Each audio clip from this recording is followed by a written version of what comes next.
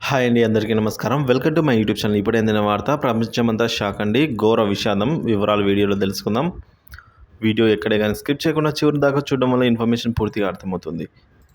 అలాగే వీడియో నచ్చినట్లయితే ఒక లైక్ చేయండి. ఇక వివరాలు చూసుకున్నట్లయితే పశ్చిమ ఆస్ట్రేలియా తీరంలో 160 పైలట్ తిమింగలాలు అయితే ఒడ్డు కొట్టుకొని వచ్చాయండి. ఇక దీంతో వాటిని రక్షించడానికి స్థానిక అధికారులు, ప్రజలు పెద్ద ఎత్తున సహాయక చర్యలు అయితే చేపడుతున్నారు.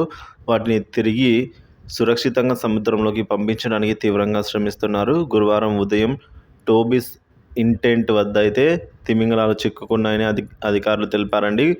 కొనసాగుతున్న సహాయక చర్యల కారణంగా 100కు పైగా తిమింగలాలను సముద్రంలోకి పంపించారు. అయితే మిగిలిన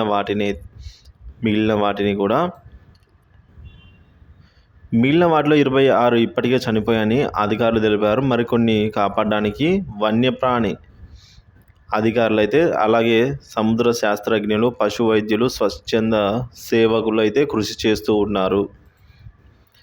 సో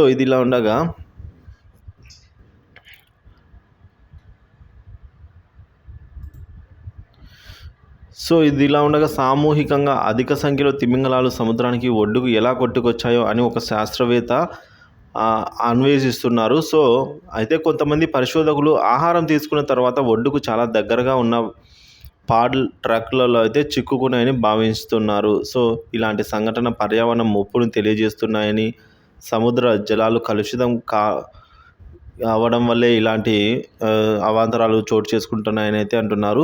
సో వీలైనంత వేగంగా ఇలాంటి సమస్యలకు పరిష్కారం చూపాలని పర్యావరణ శాస్త్రవేత్తలు కోరుతున్నారు. పైలట్ తిమింగలాలు 6 మీటర్లు అంటే 20 అడుగుల కంటే పొడవుగా పెరుగుతాయి.